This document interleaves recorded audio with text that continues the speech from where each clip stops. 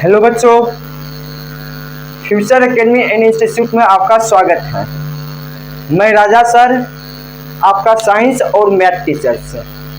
आज हम लोग बात करने वाले हैं बायोलॉजी का second chapter control and coordination का, जो बहुत ही इम्पोर्टेंट है।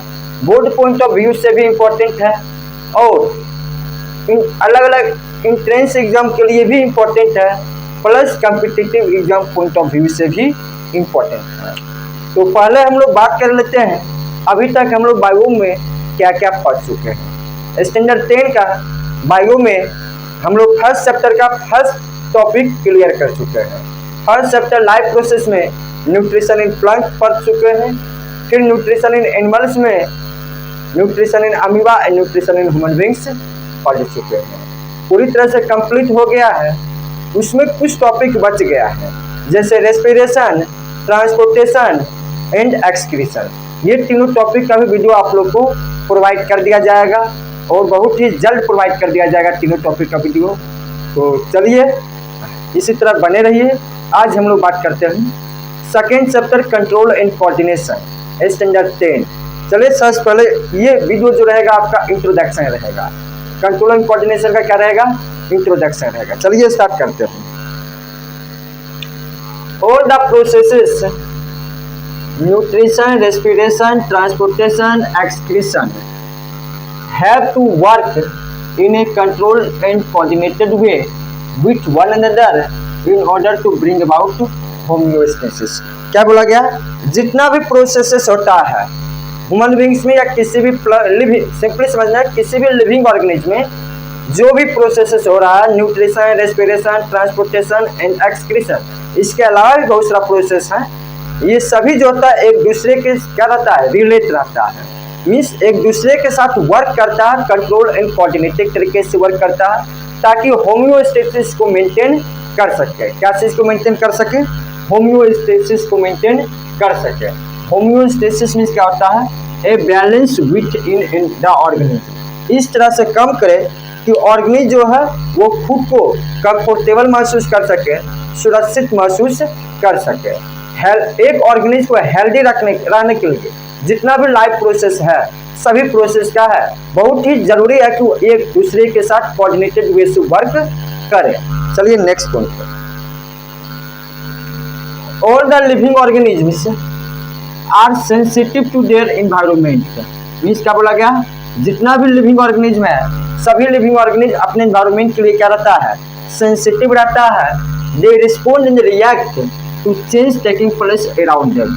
मीन्स जिस एनवायरनमेंट में ऑर्गेनिज्म रह रहा है, यदि इस एनवायरनमेंट में किसी भी तरह का चेंज आएगा तो वो खुद उसके उस चेंज के अनुसार क्या करेगा? रिस्पोंड करेगा और रिएक्ट करेगा। क्या बोला गया? जितना भी लिविंग ऑर्गेनिज्म है वो एनवायरनमेंट में जैसे चेंज होगा उस चेंज को क्या करेगा? रिस्पोंड और रिएक्ट करेगा। The change in the environment means environmental factor to which the organism responds and react are called stimuli और stimulus। क्या बोला गया? एनवायरनमेंट में जो चेंज हो रहा है उस चेंज के अनुसार ऑर्गेनिज्म जो है वो जिस तरीका से रिस्पोंड और रिएक्ट करेगा वो चेंज क्या कहलाएगा? Stimuli. The change in the environment to which the organism respond and react means environment का वह चेंज जिस चेंज को ऑर्गेनिज्म क्या करेगा? रिस्पोंड और रिएक्ट करेगा, उस चेंज को हम लोग क्या बोलेंगे? स्टिमुली और stimulus. Environmental factor such as light, heat, cold, touch, taste, smell, sound, water current, force of gravity etc. act as stimuli to induce responses and reactions in all living organisms। क्या बोला गया? कुछ environmental factor है जैसे light, heat, cold, touch, taste, smell, sound, water current, force of gravity. ये सब कुछ environmental factor है जिससे जो स्टिमुली की तरह बिहेव करता है। किसकी तरह बिहेव करता है? स्टिमुली की तरह बिहेव करता है। और इस स्टिमुली के प्रति हर एक लिविंग ऑर्गेनिज्म, चाहे प्लांट हो या एनिमल्स हो, एनिमल्स मल्टीसेलुलर एनिमल्स हो या यूनिसेलुलर एनिमल्स हो, सभी क्या करता है? इस स्टिमुलस को रिस्पॉन्ड देगा और रिएक्ट करेगा। चलिए देखते हैं कि एनिमल्स, प्लांट किस तरीका से अलग अलग स्टिमुली को रिस्पॉन्स करता है। Plant grow towards sunshine, plant जो है सन के अकॉर्डिंग क्या करेगा, ग्रो करेगा। Cat is running after a mouse और away from a dog, cat जो होगा माउस के पीछे दौड़ेगा और डॉग से दूर भागेगा। काउ एंड बिफेलो च्यू द कड, काउ और बिफेलो क्या करता है, कड को चबा रहा है। We close our eyes on exposure to bright light, means हम लोग क्या करते हैं, जैसे ब्राइट लाइट में जाए तो आँख क्या करते हैं, क्लोज कर लेते हैं। सिंपली ऐसे समझेंगे आँख पर कोई ब्राइट लाइट इंड्यूस करेगा तो हम लोग क्या करेंगे, आँख को बंद कर लेंगे। क्यों बंद करते हैं, क्योंकि उस समय हमारा प्यूपिल जो रहता है उस लाइट के लिए कैपेबल नहीं रहता है। We withdraw our hands when we suddenly touch a hot object, क्या बोला गया, यदि हम लोग किसी भी हॉट ऑब्जेक्ट को अचानक टच कर लेते हैं तो हॉट हैंड को क्या करते हैं, तुरंत हटाते हैं वहाँ।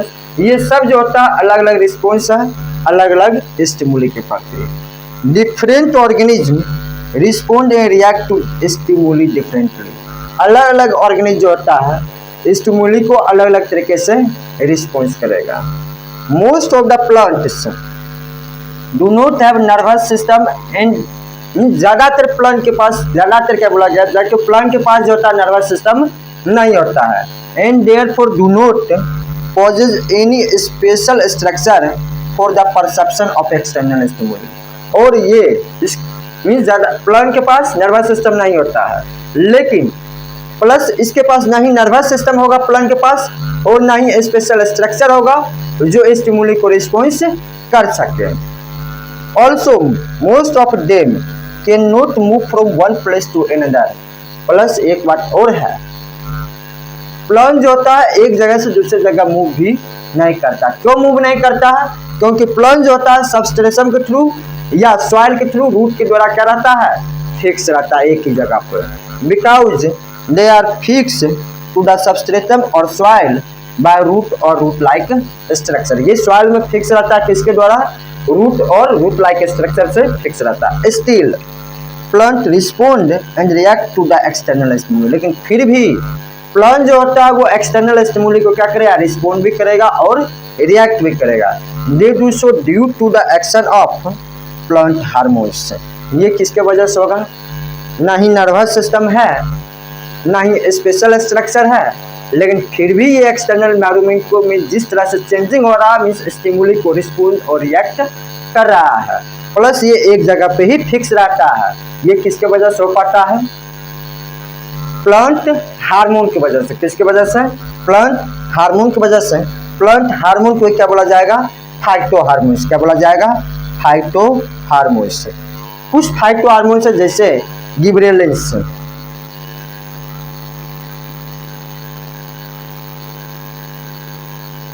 Gibberellins, ABA, abscisic, cytokinins, ETC, ये सब कुछ प्लांट हार्मोन है जिसके द्वारा क्या करता है, प्लांट जो होता है अलग अलग स्टिमुलस को रिस्पॉन्स देता है।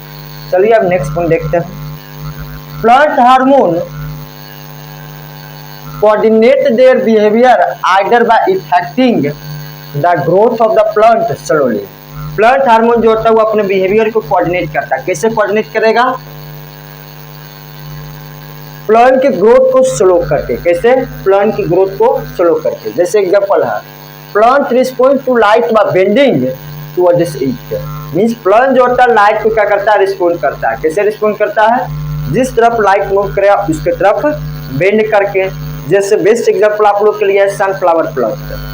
तो सनफ्लावर सूरजमुखी का जो पौधा होता है, सिंपली फ्लावर जो होगा जैसे जैसे सन मूव करेगा वैसे वैसे फ्लावर भी रोटेट करेगा आगे।